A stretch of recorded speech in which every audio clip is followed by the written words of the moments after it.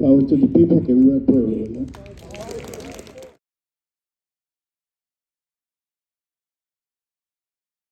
Okay, Coach Ruben Saldana right here. I think today is my most challenging interview on two of the elders of the Young Lords. David Rivera Sr. asked me to do this. I didn't go out of my way and say, hey, David, I want to do an interview of you and Omar. I mean, which is a privilege to do. But he contacted me a couple of days ago and said, due to an issue that's going on within the Young Lords right now, he wants me to do an interview with him and some of the elders. And Omar was the only one available for right now. And ask difficult questions. He knows how I am as an interviewer. So right now, I'm going to take my young Lord heart and put it to the side. And I'm going to play both sides of the gate, which I have knowledge of. And I want everybody to know this because I know how to, I dealt with court cases my whole life, fighting my own cases and helping others. I know how to do this without putting my own emotions into it. So please don't take it that I'm trying to butcher any side or any brother. Davi has been my absolute number one mentor when it comes to the Young Lords. Anybody who knows me knows this. I've met Omar in person. It's been a great privilege, and he has introduced me to the best people I've ever met in Chicago because of Davi connected me with Omar, and Omar connected me with the right people over there. So I honor and respect these brothers very much so, and I need to make that clear because people will look at me like I'm the bad guy in the situation, like I set this all up, right? Because I am going to ask them difficult, uncomfortable questions. So, Davi, I'll let you start off, brother. Okay, go ahead. Fire away. So right now, there seems to be, and I'm ashamed to call it this, a split that's going on within the Young Lords of the New Era right now. It seems that they want to bring back the what is it called? The 13 points? Is that what it's called? 13-point program. The 13-point program, and there's several members that are against bringing it back. And it's causing a split within the organization to a point where people are actually willing to leave the organization because they don't want to follow that philosophy or that ideology. They believe it's outdated. I mean, we'll go into the specifics later on. You're one of the proponents for it. You're one of the ones that are okay with it. You want to talk about it? Why it's okay to bring it back? And I can tell you why I feel like it's not okay to bring it back from the perspective of those who don't want it back. Okay. I see it this way. A 13-point program, 10-point program, 5-point program. Why they chose 13, I can see it because it's got a historical meaning, and it's and they just wanted to keep it at 13. So that's fine. You know, as long as it has to deal with issues that we're touching on today. You know, that we're dealing with today. Now, that's fine because points can change at any time, depending on what situation there is that we're dealing with, and that's why me personally, I don't say yes, take the 13-point program, and I won't say no. Okay, mine is because as an elder, we have worked out to where, for example, the chairman is running the field.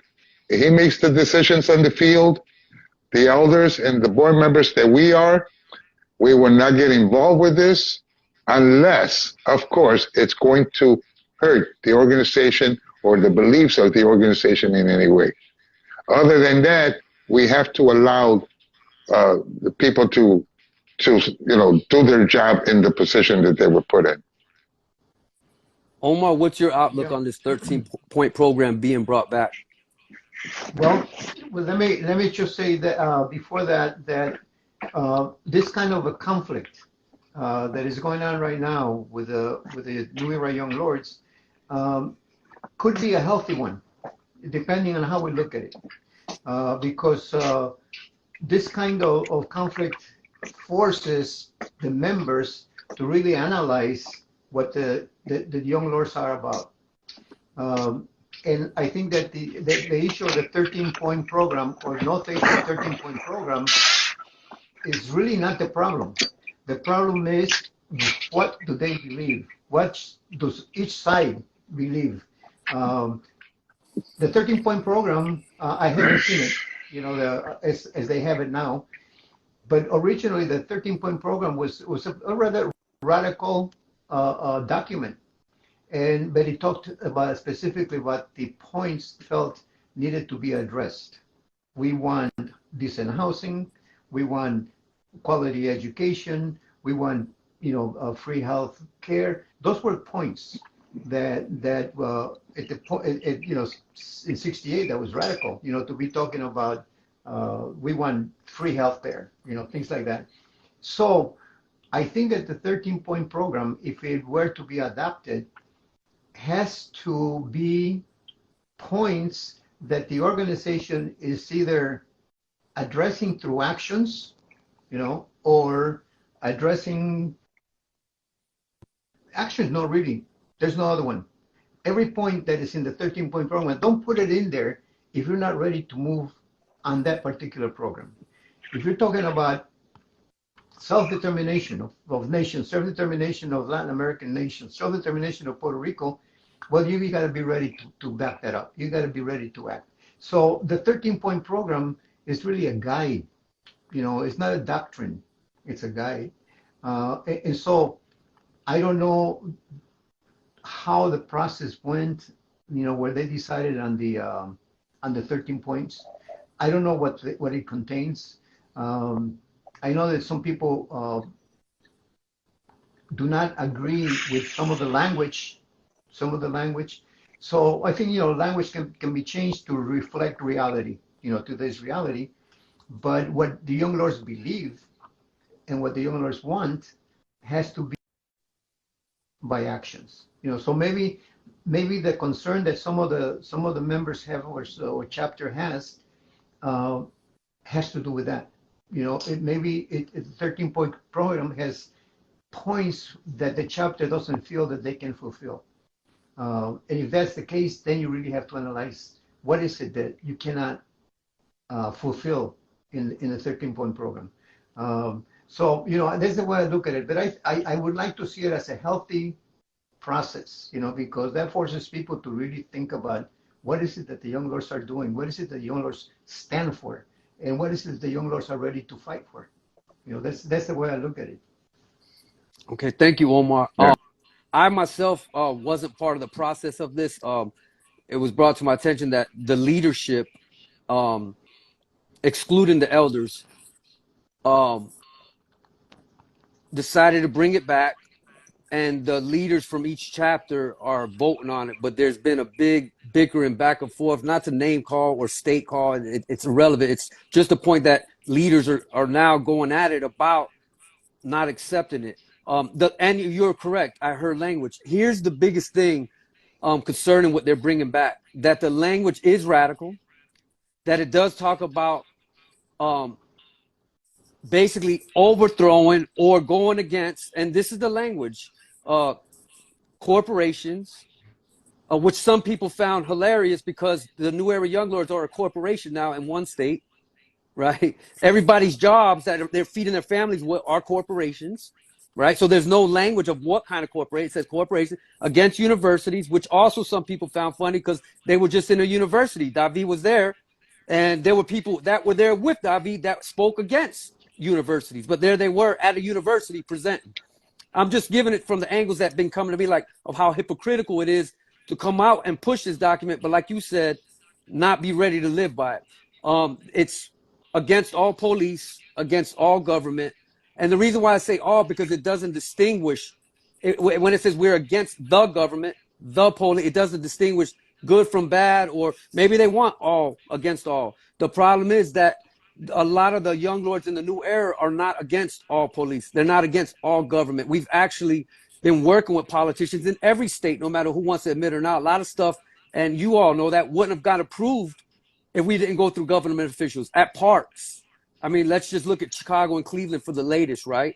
They got great stuff done in parks, and that had to be approved by politicians at the end of the day, or people that deal with politicians, or we wouldn't have got it done. And I think the biggest problem of it is not only the language, it's that, and this part I'm going to include myself, when we joined what was called at that time the New Era Young Lords, and I know it's now just Young Lords in a New Era, we were specifically told over and over again that we wouldn't get into political parties, that everybody had a freedom of religion, and that we weren't going back to the days of old with radical stuff. And so I think a lot of members feel blindsided that that's what we decided to become David, correct me if I'm wrong with the language. We decided to become a humanitarian organization for the upliftment of the oppressed people, starting with our people, the Puerto Ricans, the Latinos, and everything else that's oppressed, and the upliftment and the humanitarian of that. But there was stipulations said over and over and over again that we wouldn't get into no political party, freedom of religion, and that we would not go back to the old radical ways because, one, the laws have changed. Two, we know there's a lot of brothers and sisters not ready for that type of lifestyle in this new era. And three, it's just not what a lot of brothers and sisters in the new era believe in anymore. That era was necessary during that era, but that era is folded, 50 years ago or so, even before I was born. And so I think that's the concern. So David, going back to you and then back to Omar, what do you have to say to those that joined this organization 2 or 3 years ago with that understanding, and now that understanding is being thrown on them? It's like a philosophy being thrown on them now that you have to accept this in order to still be with us. Okay, I see it this way, Ruben. The organization has had a point program since it started. Okay. And to the day that we still have it. We revised ours in 1987, something like that. But what I'm trying to say is this, is that the Young Lords are known for what they stand for. You know what I'm saying? But that hasn't stopped the government or government officials from saying yes to the park permits or saying yes to this or this other park. It's because it's like Omar said, it's a guide. Okay, now what the beliefs are, and the beliefs of the Young Lords, we have had that for 60 some odd years. Okay, when people join the Young Lords, they know the organization they are joining. In the last 3 years, how many of them have gotten harassed because of the 13-point program? I mean, nobody knew they weren't using it. I mean, they joined the Young Lords as the Young Lords were, and the Young Lords always had a point program. Well, I will have to say that when the membership joined in the past 3 years, they received a package of 4 flyers, and out of those 4 flyers, not a single one of them had the 13-point program in them. So I can't really agree with you that they knew that they were getting into the organization under the conditions of the 13-point program. But I see what you're saying. It doesn't mean that others don't know that they didn't agree to that. But being real about it, we never received the 13-point program becoming members within the past 3 years. Okay. Yeah, I can see your argument there. Really, personally, I'll tell you what it is to me. The 13-point program, let's say tomorrow the CIA sees it, they're going to say, hey, what did they say about it? Oh, the same shit they've been saying for the last 60 years. Oh, okay, just throw it in the file. You know, what I'm trying to say is that what the organization stands for, the Young Lords, it's nothing compared to some of the organizations that are out there now. Okay? And some of them are even getting government funding.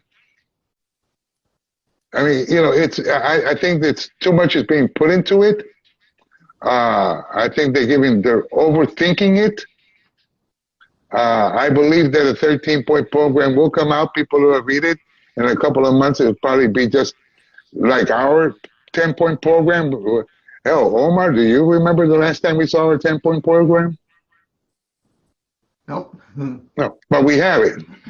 You see what I'm saying, Ruben? What I'm saying is that people are reading too much into it. maybe 6 months from now, something might change and something else might be changing on it. If they keep up with it. Now, let's be realistic about the thing. Okay, You know, Davi, I'll come back yeah. to you on that one. I have a question Okay. for you, but I want to hear Omar next on the same question. Sounds good. How do you feel about membership that joined within the last 3 years and didn't even know about a 13-point program being implemented in this new era, and now it's here? And like, Yeah. Yeah, like my first reaction would be, okay, maybe what happened is that the organizing of the New Era Young Lords went too fast, so they didn't have My everything fault. ready, you know.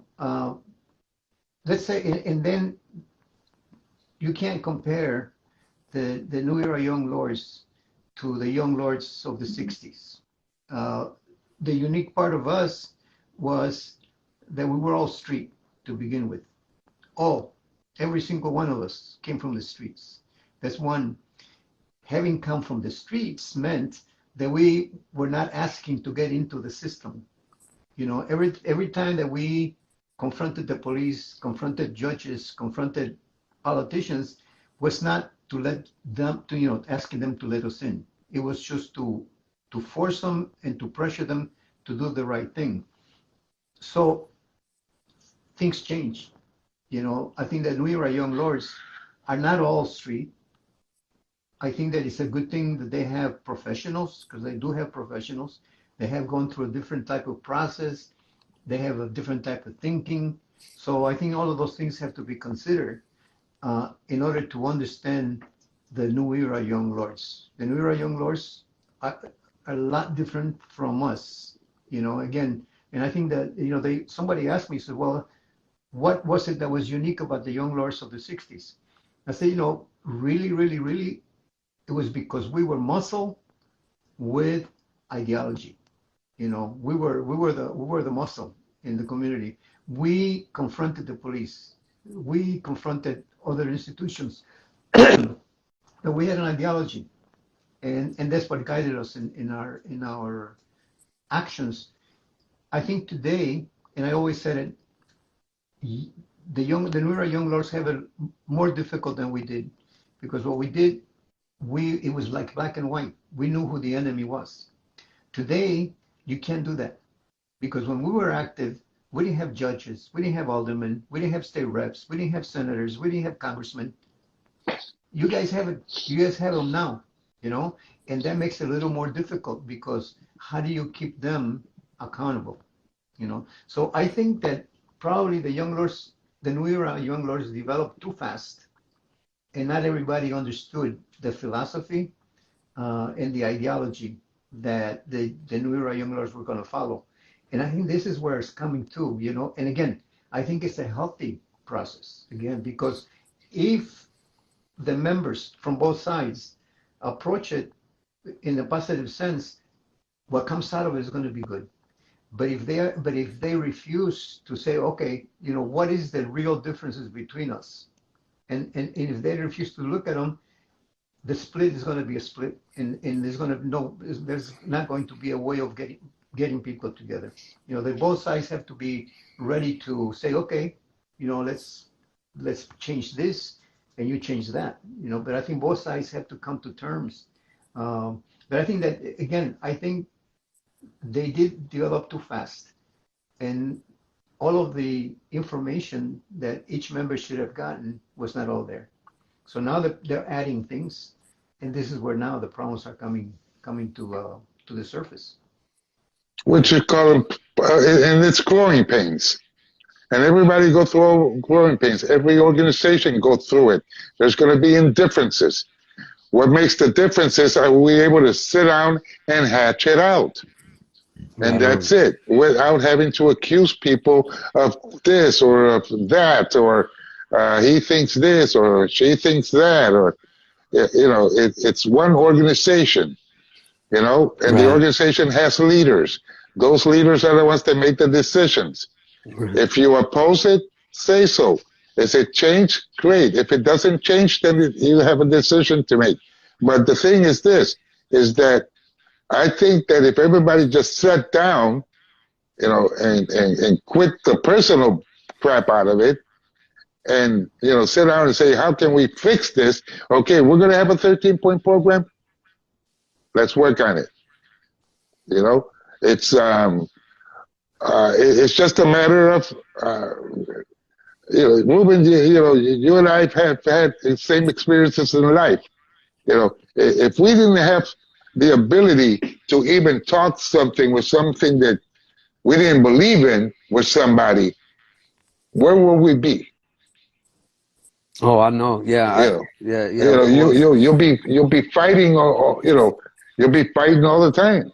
Right. Especially when it comes to an organization like the Young Lords, who've been around for so long. It's had the same ideology all these years. It's had the same ideology, and it might have the same ideology for the next 60 years. But the people that you have to, let me talk about you for a minute. When you joined, you told us, this is where I stand with this. And you were told, that's fine. That's cool. We can understand that. And that's the relationship that we have always had.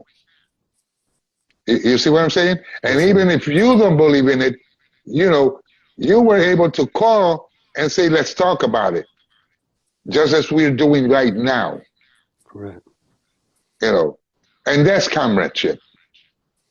Right. Okay? Comradeship is not going around saying who gives him the right or who gives that the right or who has the right to do this and that. In our reality, in the organization, the national office does have the right to deal and work with the field because they're the ones that are building it. It's like Omar said, we cannot compare the different times. I can't go and tell you guys, do this and that. If I see something familiar, I might be able to do. But, today you have literally city governments asking the Young Lords. Okay, and you're going to tell me that they don't know what the Young Lords stand for? But they're also seeing that one thing is the Young Lords are for the people. And right now, if they want to do for the people, it's called the Young Lords. Just like those newscasters the other day. These people are not only needed in Florida or in Ohio, they're needed in Puerto Rico too.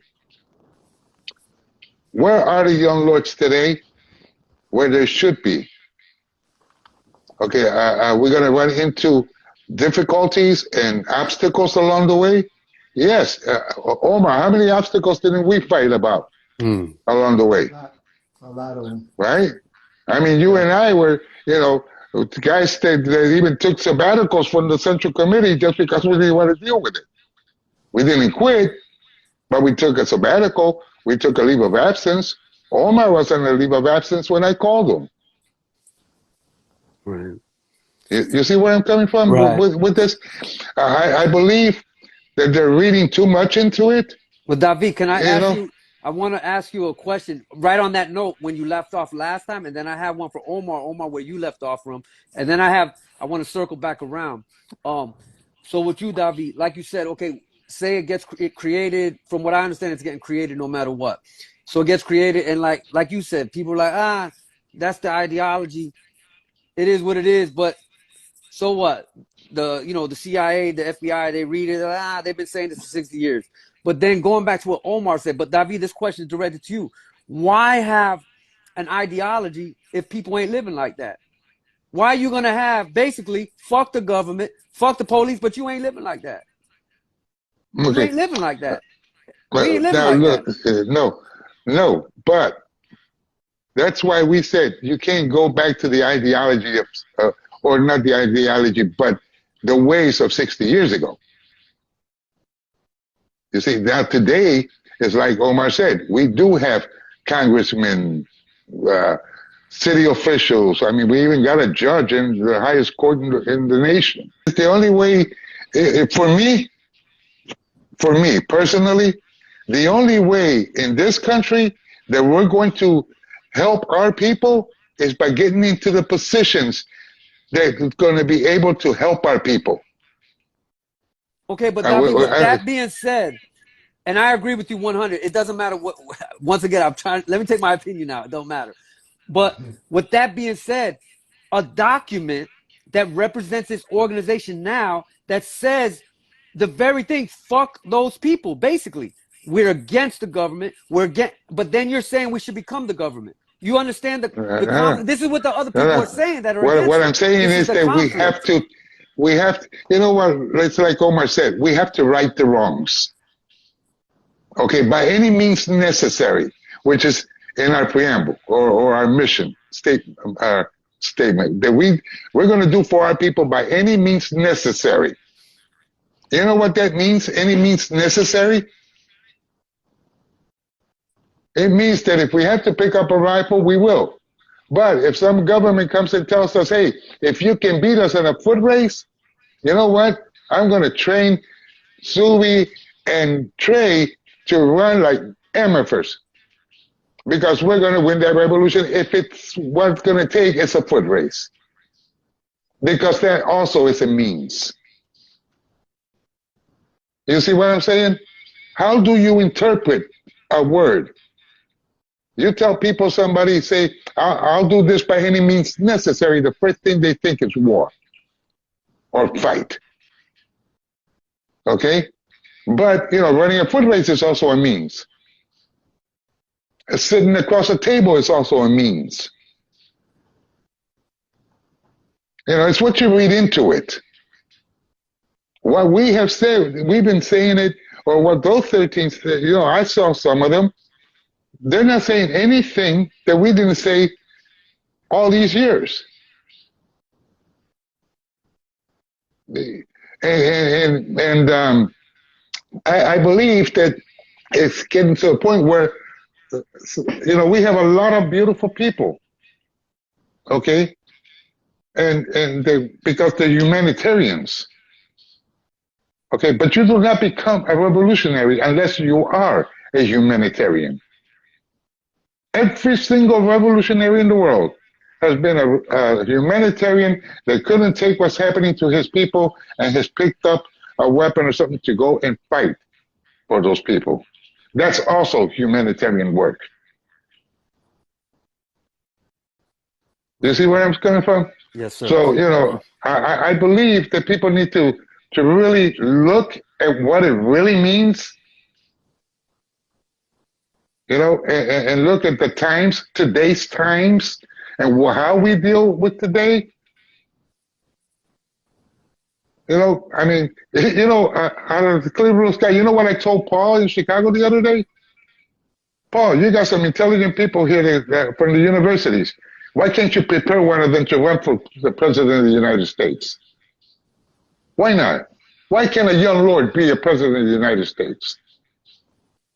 Maybe by having one up there, we can correct those wrongs. Even if we have to use their system to help our people.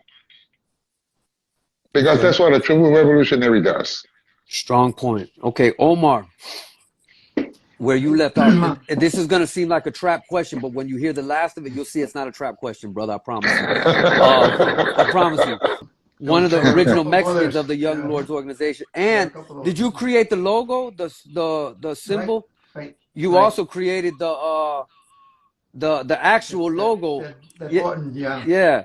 And then so I mean you're always going to play a piece of history of this. So I just want people to understand how important you are to this organization as one of the very few Mexicanos in this organization that became known as a Puerto Rican organization, but we know it was just a predominant Puerto Rican organization. Am I right? It was. Okay. It was, yeah. So my question to you is, are you proud, and I'm going to have a second question follow up right behind it. Are you proud of what the Young Lords in this new era have created in the past 3 years? I am. I'll tell you why I am. Because it feels good to see people picking up where we left off.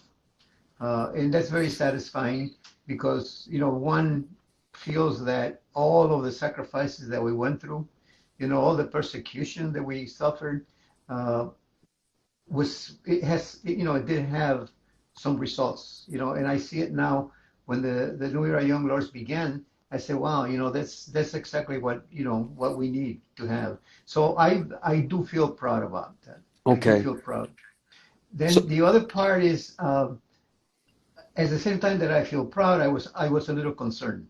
I was a little concerned that they wouldn't have the right ideology and the right understanding, a political understanding of our communities. I think we had it. The young lords, we had it, and that's what allowed us to confront institutions, and that's what allowed us to not be bought out. Nobody in the Young Lords was bought. Nobody in the Young Lords was given a government job, in those years. But that's because of the conditions that we have. Today, the New Era Young Lords have the responsibility of really analyzing the reality of today, to be able to say, and I'll go back to Mao. Mao Zedong, that he was our guy. He was, by reading him, we learn how to analyze problems and come to some conclusions. But, in his writings, he says in the United States, the struggle is legal.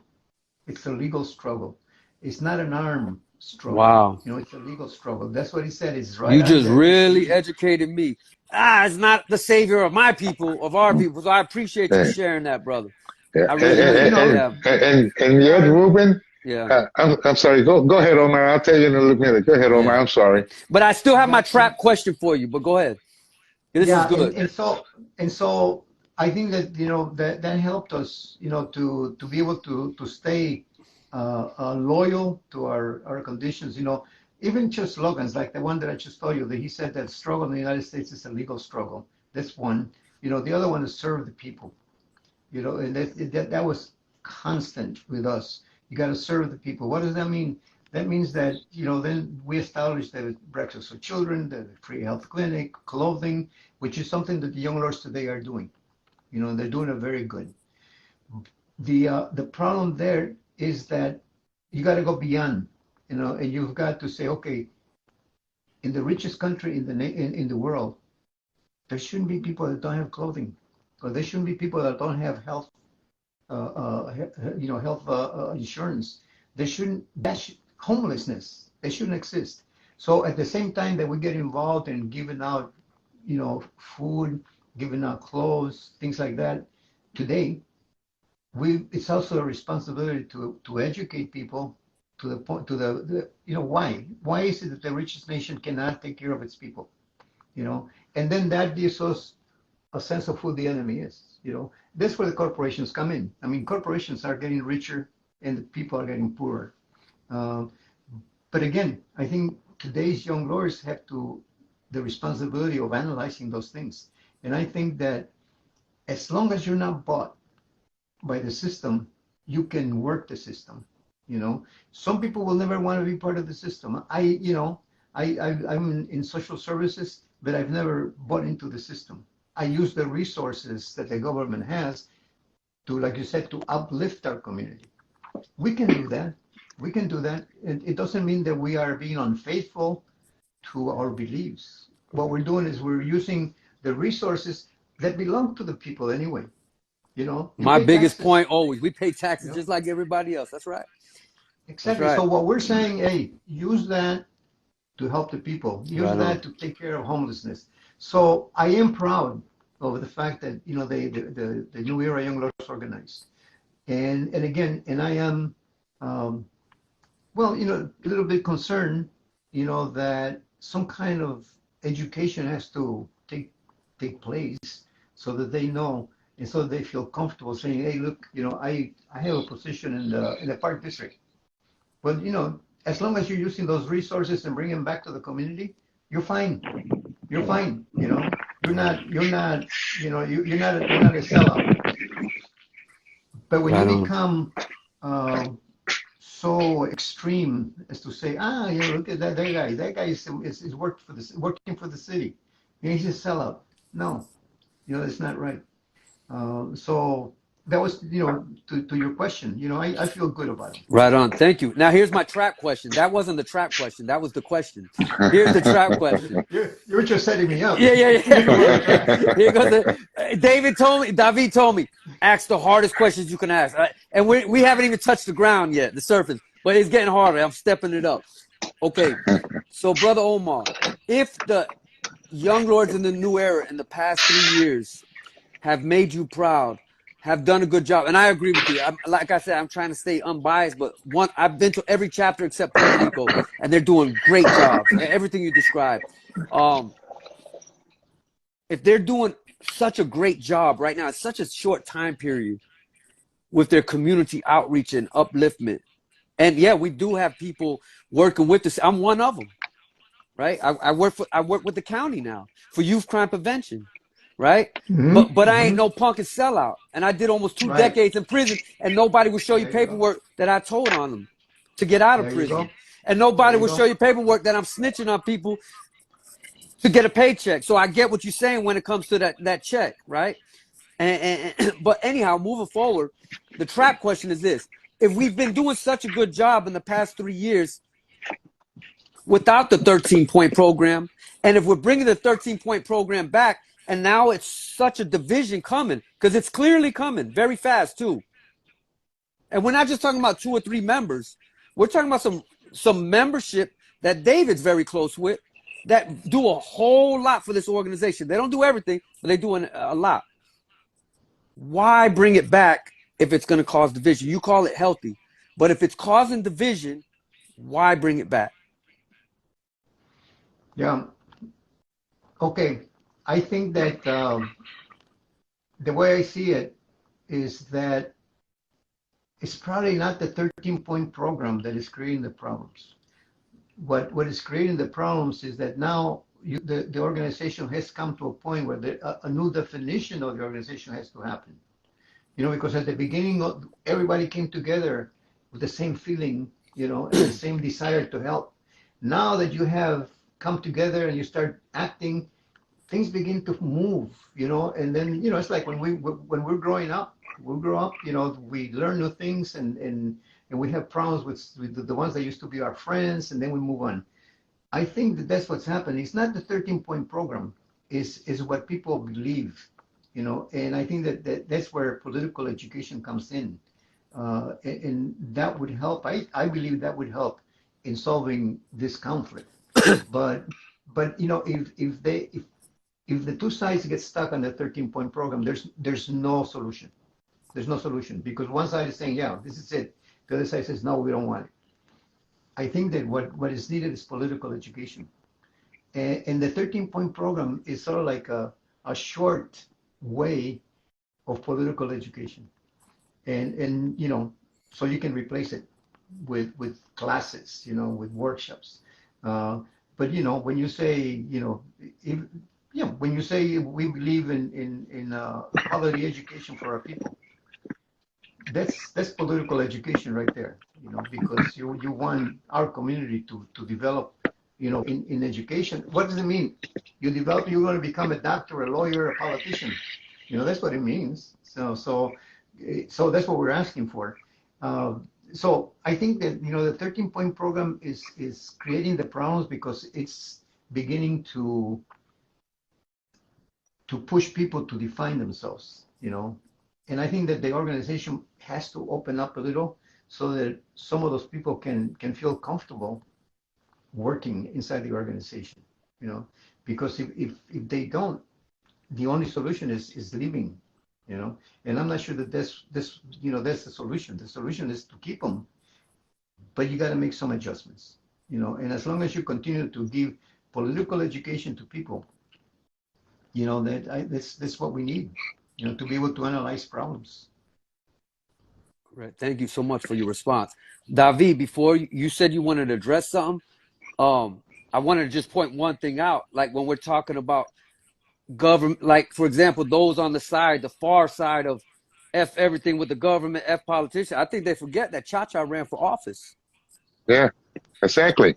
So We they, also helped Mayor so Washington get into office. correct. And Cha-Cha walked them through, right? And so I think they Mm-hmm. got to be careful. You would be essentially saying F Cha-Cha. You would. If you say, Mm-hmm. if you give a blanket party to F them all. Because he ran to become part of that system. Had he been elected, he would have been part of that system, right? Yeah. It's like I said, we would have had someone of our people in that system. That means our people, once they get in that system, we expect them to do the changes and work towards the changes that our people need, because that's a means. This is what I'm saying. Now, how many people have you heard get on television and say "fuck Trump"? Fuck Biden. A lot. I mean, tell me. A How lot. many? I mean, even the American patriots, even try to take over their own government. And our people are going to worry because we say we don't like this government. That's like Omar said. In this country, it's a legal war. You got freedom of speech. You can say whatever you want. Voting rights. It's your doing that counts. David, what is your response? And when I'm asking you questions that have came up about this issue with this 13 point. I'm not just making stuff up. And you know, I know both sides of the story. And Omar, I want you to know that as well, brother. These questions, every question I've asked y'all has been discussed with this issue. It's not stuff I made up. What is your response to the brothers and sisters within the organization that say, well, if Marxism, for example, or communism or socialism was the answer, why the hell are we still living in this country? Why ain't we living in China? Why ain't we living in Cuba? Why ain't we? And I know y'all have heard this. If that's the savior and the paradise, why ain't we living there? Why are we over here still? Okay. Can I say something? Absolutely. Okay. Can I use you as an example? Yeah, you sure can. Okay. You live among all of us. You live the most communist life there is. Yeah. Bottom line. For the record, y'all, I don't vote blue or red. They all look out for my program. No. But see, but you don't identify it that way. Right. But that's what you're doing. You have people living in your house. You take care of people. You do whatever you have to do for your community and the kids in your community. Ruben, you're an icon for these kids in the community. You know, but yet you are a young lord. You're an ex-con. But you're also an incredible messenger, and you're also a young lord. Okay? Has that stopped you from doing anything that you want to do for your kids? Absolutely not, brother. Exactly. This is my point. Yeah. Omar? Okay? Yeah. Yeah, well, it's the term, some people would call you a Christian. You're a good Christian because all the kind of work that you do, and I'm sure you wouldn't be offended by it. No, I'm not, but I'm not a Christian. Yeah, but you're right. You're right. Yeah. I do believe in Christ. I do believe in Christ. I do believe in the body of Christ, but that's neither here nor there. But yeah, I don't label myself a Christian. You're right. You're absolutely right. Yeah. The philosophy of helping others, and helping the weak, and helping the homeless, the work that you have right now with accounting, it's saving lives, So it's the terminology, and if it's necessary, that terminology should go out the window. Because it's not a question of choosing to go somewhere else to live, It's the question is in help. Because if I take off and go to Cuba, so what happens to all the people that I deal with over here? No, we've got to struggle wherever we find ourselves. And so, and that has been always sort of like the mantra of the anti-young lords or anti-progressives that is, well, you don't like it here, go back. Yeah. Right. It's not the case. We struggle where we are. They don't need us in Africa. They don't need me in Venezuela. They got their own leaders and their own activists. I'm here, so this is where I have to work. That's why I have to question the system.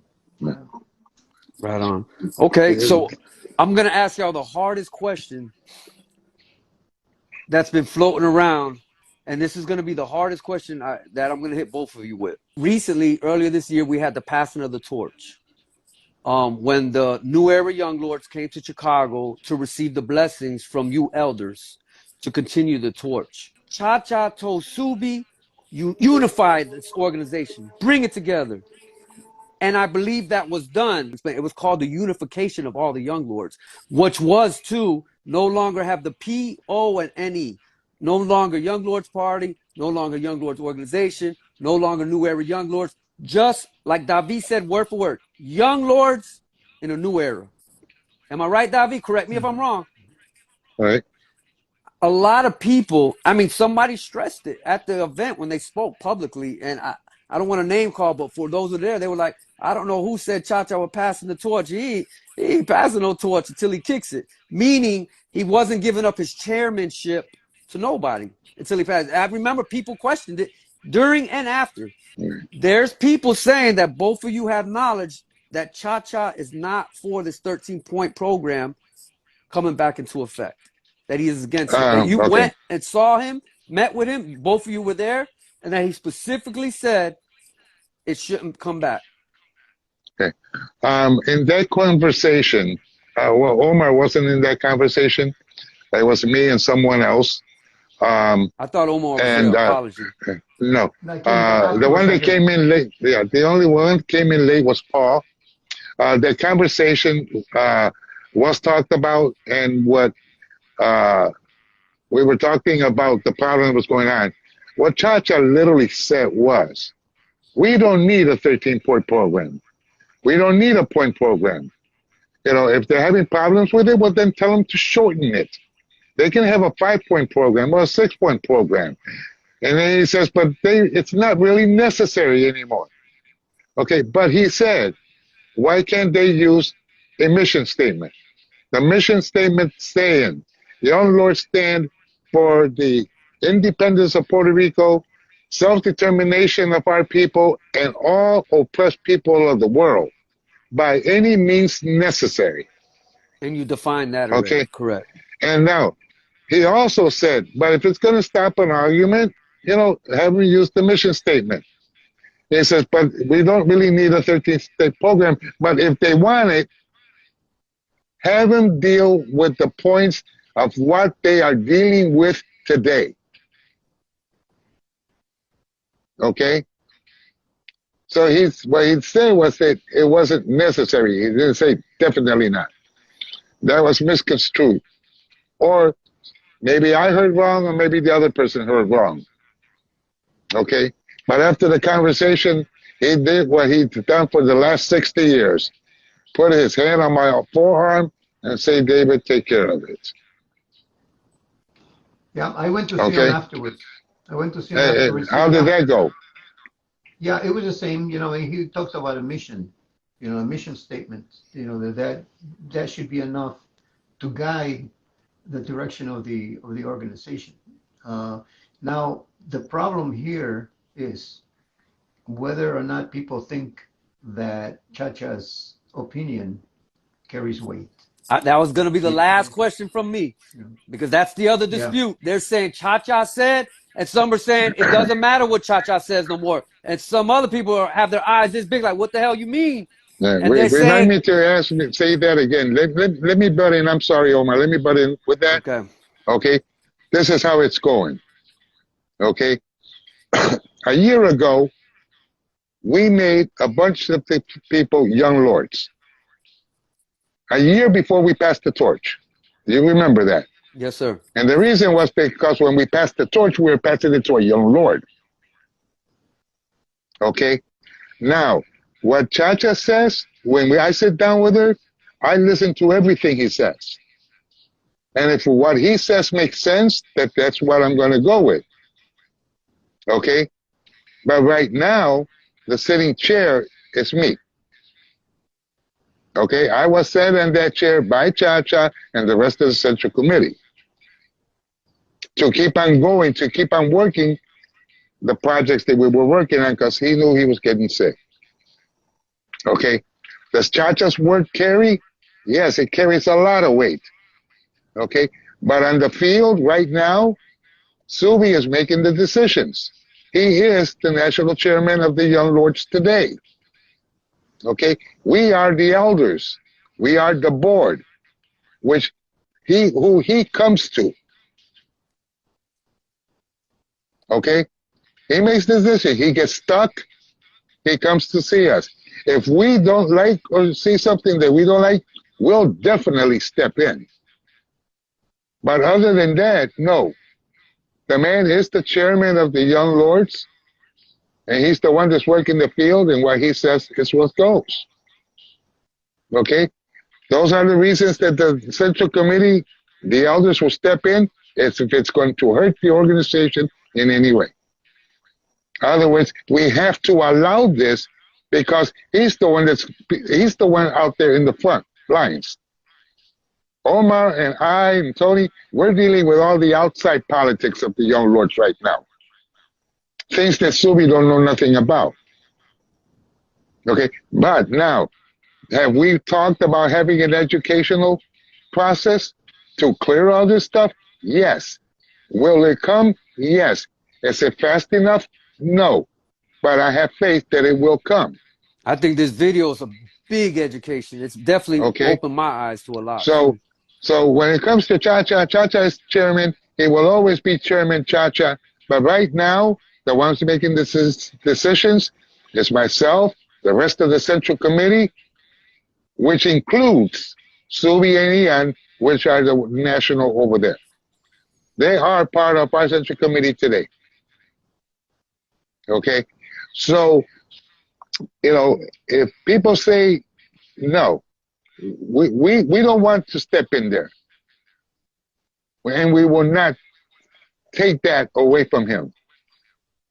Because what he has done in the last 2.5 years, 3 years now, look where the Young Lords are at. Okay? Whether we're going to have problems along the way, yes. Do we have say-so? Yes. Does Chacha have say-so? Yes. Let's correct this. When Subi said what he said, okay, he said it in a way to protect himself. And in a way, when he says he ain't got nothing to say about this, at the point, he didn't. Just so everybody understands, when Subi you see what I'm saying? Yeah, about Chacha, he ain't got no say what about this right here, right? Is that what you're talking about? Well, he says, yeah. Now, if he had, and now you heard what Chacha said. Right. You see what I'm saying? Now, other people that are closer to him, okay, that are not in the organization, might have misconstrued it. But that's because of the love that they have for the person. And that's to be respected. Just like the love that I have for him. Because, he's been my partner since he was 5 years old. Right. It's not like we got to know each other. But we know where our limits are. Okay? We do listen to him. Now, he says something. Okay? And we're going to bring it down. But, okay, in our reality, okay, the Central Committee, the board members, okay, is who Subi comes to when he gets stuck. We're there for him and the whole organization, but we're closer with him. But we cannot take what we have given him. You got to remember, he was put there by Chacha. He had meetings with Chacha and myself way before we even said we gave him our blessings. So it's like he's well prepped. Very well prepped where he stands. Now, what he might have said, they might have been misconstrued because of anger or whatever. It all depends on how you read into it. It's just like we were talking in the beginning of this conversation about the 13th step. It's what you read into it. When I say, no, we got to take over this government, you're damn right. Let's put our people in the fucking government to take it over. I didn't say change it. I said take it over and better it. Correct the wrongs. That was talked about, correct me if I'm wrong, Omar, way back even before Fred died. That the only way to beat this beast is from within the belly of the beast. And what does that tell you? You use their means to beat them. Omar, Okay. what's your outlook on that? The whole situation about, the Yeah, chairmanship and the passing of the torch and everything that David, and thank you, man, for explaining that very clearly too, and passionate too. Thank you. yeah. Well, let me first of all address the whole issue of Chacha and whether or not his word carries or not. I've been to see him quite often, and every time that I've been with him, he's all there. He's all there. People say he may forget and things, but when you're talking to him about the young lords, the organization, what needs to be done, he's pretty clear. He's pretty clear. He's not, he's not gone yet. He's all there. So when makes suggestions about how the organization should run, I think we should give him that much credit, and listen to what he has to say. We can't, he's not just someone sitting over there as just a symbol. He's Mm, still thinking. wow. He's still thinking. And so we need to take that into consideration when we make comments, I think when you confront people or when people confront you, sometimes it's difficult to be objective, you know. And I would think, that Subi was not so much reacting to him believing that Chacha is no longer relevant, but I think he was more reacting to the confrontation, of saying what Chacha says. And he says, no, wait a minute, Chacha doesn't have anything to do with this.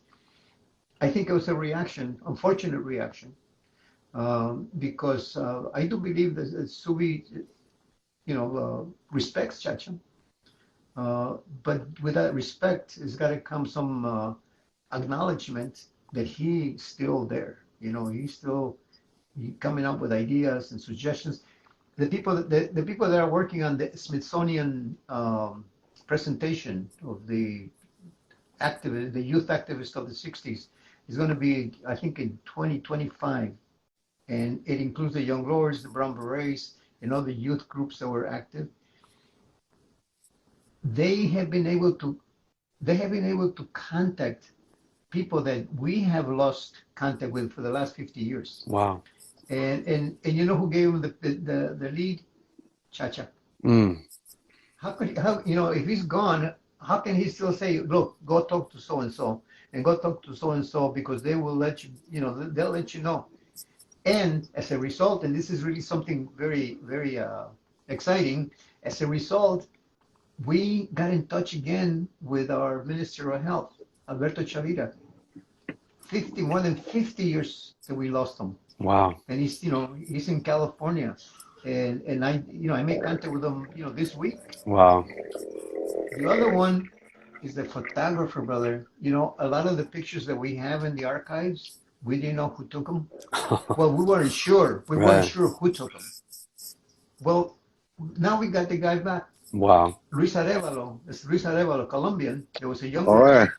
that I think I like to interpret it that way. Subi reacted not so much to Chacha. Subi reacted to the confrontation that that what he was facing at that point. And I want to reinforce the fact that Chacha is still thinking straight. That he Yeah. still contributing a lot. So we cannot ignore him. We can't. And it's our job. To make sure that he's not ignored. Yeah. Thank you. And when I talk to Cha or something, and I have to, because I'm acting chair, I have to make some decisions. Omar's there to tell you. I always call Omar or Tony, and I run it past them, and I always talk to the Central Committee, even before I make a decision. Yep. And now, if there's a decision that I can make on my own without worrying, why talk to anybody? But do I talk to Chacha? Definitely. He gives me a lot of advice. But right now, it's true. He's not the sitting chair. He will always be Chairman Chacha. But right now, the Central Committee and the chair, that's us. Subi is the chairman, national chairman of the Young Lords today. He's learning from us, and he follows what exactly what Chacha had told him to do. And if there's anybody that respects Cha-Cha, who's brought the young lords back to the glory that they had 60 years ago, has been him. That says a lot. I have two questions. Now I'm bringing it back down to a little more, right? David, I remember you were real hard about this, man. I took your lead about calling ourselves New Era Young Lords. No more of that. But I still see chapters and brothers doing it. Like even on Yes. interviews I gave, New Era, I was like, wait, I thought that's done. Like that's sectarianism. That's breaking off, right? That's a whole nother Yeah. organization. New Era Young Lords was not y'all. It was not Young Lords, Yeah. right? Yeah. It became And that's it's so going to that's take my a little. question Yeah, to you. Yeah. it's going to take a little time.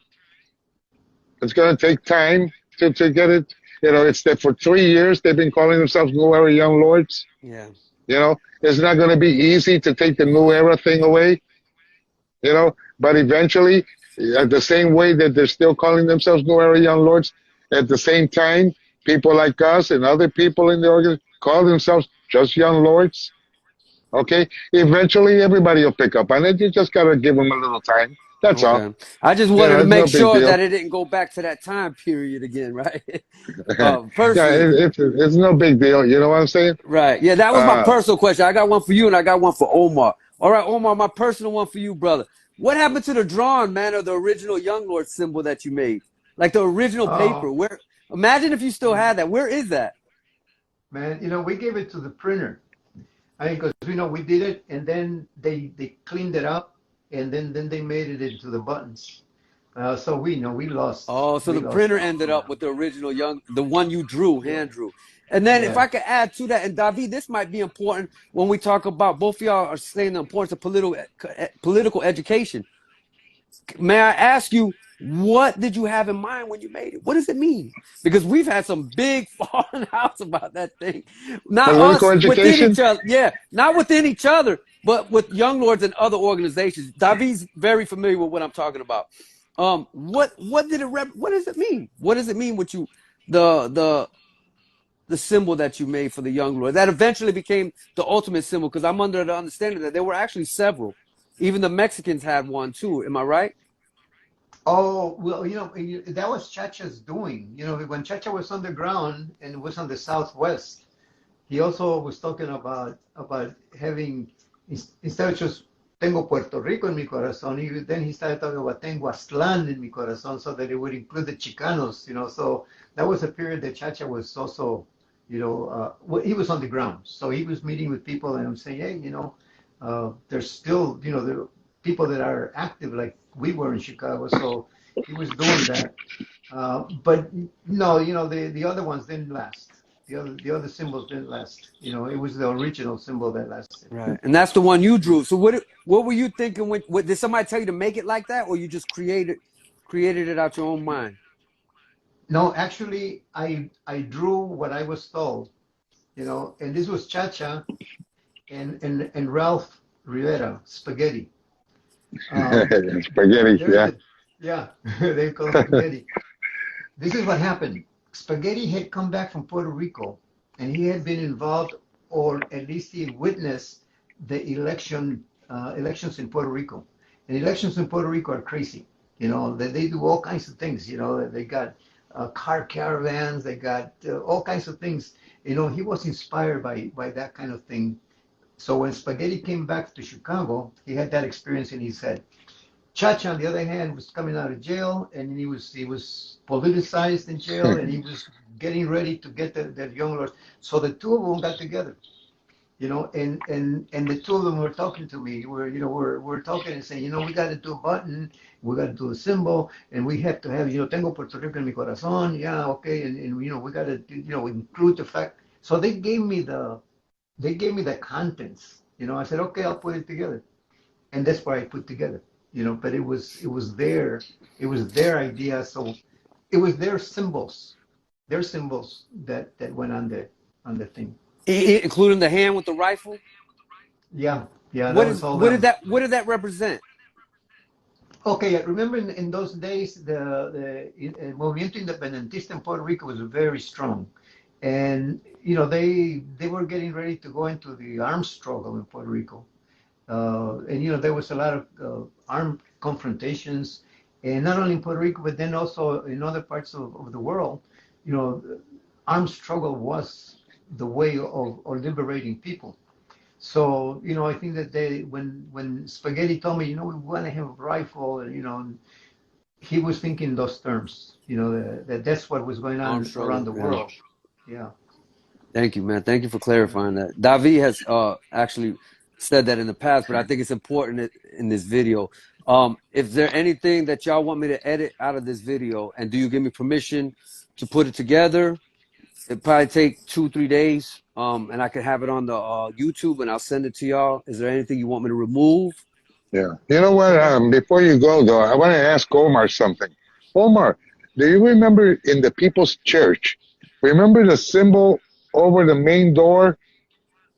Remember that, the one with the chains and the lightning? Yeah, What? that was the People's Church symbol. Yes. Whatever happened to that symbol? Whatever happened to that drawing, or do we have a picture of it or anything? We have Because that we was have pictures of powerful. it. We have pictures of that, and so that was the symbol for the People's Church. Yeah, because that Yeah. was a powerful symbol. Me personally, Yeah, you can Ruben, see- what I got to say. Go ahead. No, that was it. Go ahead. What I got to say about all this, Ruben, is that I hate to see what's happening or what happened. I'm hoping that everybody will rethink everything. Okay. But as far as the Central Committee or the elders and Chacha and all that, Subi is doing exactly what he was told to do. And he's doing it the way he's supposed to. If he says something, what he said, and maybe he said it out of anger, it was unfortunate, but in our reality, he wasn't lying. Because right now the sitting chair is me. The Central Committee is Omar, Tony, Amy, Tom, Subi, and Ian. Those are the Central Committee today. The elders and the boards is Omar, myself, Tony, another person in Puerto Rico who's in the board. So the organization has its structure. Okay. Now, why do the people, the elders? No, it's a new era. And half the time I don't understand what the hell's going on. So we have to trust the people that we put on there to do the right thing. And in no way in hell are we going to take his, I don't, how should I say, his command. Wait, it's his command. You see what I'm saying? But we do have a structure. If anybody thinks that, no, we have a structure. He has a structure. Us elders, Chacha, all of us, we understand all this and we have our opinions. And our opinions are heard and they're listened and they're discussed.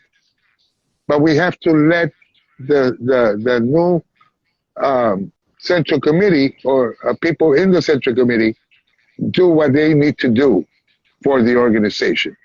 Because they're the ones that are out there struggling in today's world. So all I'm saying is, guys, think it over. We don't want to lose anybody, especially some of the people that I have gotten to love very much. And I will always love them because even if they step away, I'm not telling them to step away from my door. You know what I mean? Yes, sir. If they Omar, step away from the organization, I'm not going to let them step away from my heart. I won't allow that. right on. Omar, do you want to But close out? I'm sorry. But the No. Yeah, organization I'm is sorry. the organization. Right The on. organization is the organization, and no one, not even Chacha, is bigger than the organization and the cause. And our cause is our people, all our people. And when I say all our people, I'm talking about everybody. And we're fighting this thing from within. And it's like, it's a legal battle. We can do that. I'm sorry, Omar, go ahead. No, thank you. Well, I just want to close by saying that I hope that the resolution to this conflict is a positive one. It's creating a lot of problems, including, I think it's already reaching me because Eric called me. I spoke to him at the beginning of the conflict, and then I asked him, wait until the Central Committee meets before you make a decision. Well, the Central Committee hasn't met, right? So he called me, and I was, for the last week, I've been going through some very serious family problems. So I didn't have the time to call him back. So he sent me a text that was, a little hard, because he's saying, okay, you want to ignore me, okay, fine, I'm not going to reach out to you anymore. So, it's already reaching me, as in a conflict like this. I called him and I left a message and I explained to him, that I was going through some hard times, that I didn't have the attention, that requires to make a phone call about the young lords. And I apologize, for not having responded, but I wasn't trying to ignore him. So, I hope some of those things we can erase, because, they're not worth keeping. Yeah. Right on. No, I'm just hoping everybody that thinks it over, talk it out and Yep. keep on going. And, And I that's hope I was this just thinking it video was just blown out of proportion. I hope this video has the intentions that you had in your heart, David, is to get an understanding, a clear understanding from, like, I think we hit if we're missing anything, let me know. I think we pretty much hit. I asked some uncomfortable questions, and both of you had a chance to respond, and you responded very clear with what you believe in. I mean, there's no room for gray area on your responses, which is greatly appreciated. If we're missing anything for this video, let me know, and we could add it in right now. It's out, and I could probably have the video out by tomorrow. Okay, let me put you on the spot for a minute. Yes, sir. Let's do it. Okay.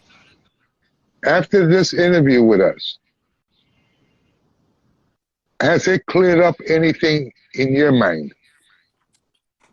So to answer that question personally, you guys cleared up a lot, and I mean a lot. Like, I'm glad, David, that you actually took the chance, because I didn't think you were going to do in this interview, to explain what you mean by being political. Omar, you killed it, man. I like the fact, let me tell you, David, I like the fact that you made strong where you stand with everything. You didn't leave gray area for nothing. This is what it is. This is what I believe. And this is what it is. Doesn't matter who doesn't like. I like that stance. I like the stance that Omar took concerning, out of all things, concerning Cha-Cha. The reason why I say that, because there are words, that some people are very upset that, what do you mean Cha-Cha words don't mean nothing? And then some people even add to that saying, oh, well, he's in the place he's in because he's not thinking straight. And then there's brothers like y'all come back and say, don't get his physical condition mixed up with his mental condition. Right. And then I added this, and I'm going to be honest with y'all. When that came up to me, I said, let me tell you something. If he wasn't good on his word now because of mental, what made his word good during the passing of the torch 4 or 5 months ago? Yeah. Exactly. You can't say, he was good in the clinic when we took him out in the wheelchair then to pass the torch, but now we don't have to listen or nothing. That I found confident. So I'm glad that you, Omar, pointed out. And David, in fairness, David actually told me in a phone call I think this week, that Cha-Cha is 100% on point when it comes to Young Lord organization idea. He is sharp. That was your word, sharp. So I'm glad that you that's important moving forward, because there are people that say, oh, well, but he was in the institution when he passed the torch as well. And people forget that. Right? Let's play this fair, right? And right now, he's on a leave of absence. Right. We do have a chair, we do have a central committee, we do have our elders, we do have our board, and so on. So, what was said, in quote unquote, it was correct. It was just said the wrong way. That's No, all. I love the way y'all broke it down. I think that was important to say that Subi wasn't disrespecting Cha-Cha. He No, was upset at the situation of people questioning what y'all have already given him authority for. I love that. exactly. My personal opinion as a young lord, listen, Omar, me and you never spoke about this, but I've spoken to everybody about this. Excuse the language. I don't give a fuck for their ideology. I care for the people. I live in there. See, a lot of young lords do events. My house is an event. Anybody who's been here, Davi has been here a couple of times. I think maybe one. My house is open to the community, to the kids, to the people. Not everybody. You can't come in here, screw me over, and think we're all right, because that's happened too. People take advantage Yeah. of free stuff, right? But I don't care for that. I care for the people, man. I don't have time to debate Okay. about March. I don't care for it, and not even Yeah. with my own local politics. Yeah. Our mayor signs the check, my check, and I don't care for their politics. I don't. I care that mayor cares enough to care for us, no matter what Okay. party he belongs to. I care for the people, not the party. Yeah. When it And you comes, got to remember, even back then, you have big institutions donating money to the young lords. yeah. See, I Even didn't know back that. then. Yeah. But it's not even a money thing. It's just the idea. I don't care. But I see it's it's gonna crumble. Or if we don't get it together now, and I'm hoping this video does, it's some people might look at it, okay, you lose 15 members, okay, now we're strong. That might be an error. That might be an error. Losing some of the membership that I know that we're gonna end up losing might be an error. But, And it might not but yeah, it might not uh, strengthen it. It might weaken it. But then it might um, strengthen it. Who knows? But yeah, let's avoid it. we have to remember this is that the organization is going to be there. People are going to come, people are going to go. As we've seen. But I tell you, as far as the organization crumbling, no, it won't crumble. Right. It will not crumble. Not as long as I have I'm breathing and moving. It's not going to crumble. I hope it's handled in a way that both of you recommended. More so, Omar made it a little more clear, but Davi, you were like, let's think it out. I think before they push it out, because that's what I'm like I said, I'm not in those meetings. I'm going all by some of the ones in those meetings, right? It's still being pushed out, and I think that's an error. And if you're asking my opinion where I stand with that, I think they should do exactly what you two said and think it out. And I think Cha-Cha should be obeyed in this aspect. Just put the mission statement together. If it's causing Well, yeah, conflict, yeah. why continue? But he also said that if they wanted it, they can have it. You know, and in our reality, you know, we have to allow them to grow because maybe 3 months from now they might not even have a 13-point program.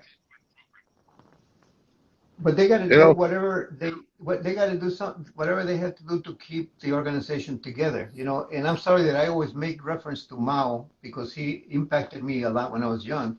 But he had a phrase also, in which applies to what is going on right now. He said, "Let 1,000 flowers bloom, let 100 schools of thought contend." What he meant by that, he said, in an organization, you're going to have different flowers blooming, and you're going to have 100 different types of positions, you know, contending with each other. I think this is the same thing right now with the young lords. There is room for everybody. There's room for everybody. You know, as long as they do what what you say, Ruben, all you care is about helping people. That is your ideology.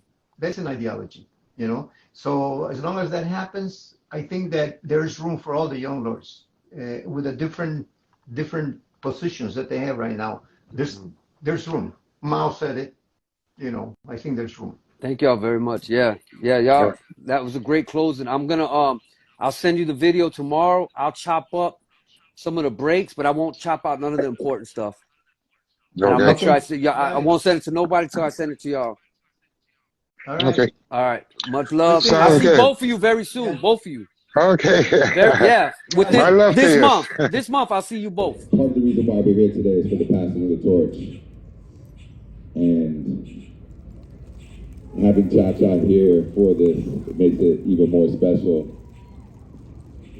And Subi, who to us, when he asked us why we gravitate towards him, and why are so many people listening to him, and I tell them that this is our Cha-Cha. This is our generation's Cha-Cha right here, whether you want to believe it or not. We look at you the same way we look at you, sir. And I'm honored to be here today in front of both of you as Cha-Cha passes the torch to you, sir, who you know I would give my life for you. So with that said, we're going to start with the passing of the torch. Omar, can you take the mic back?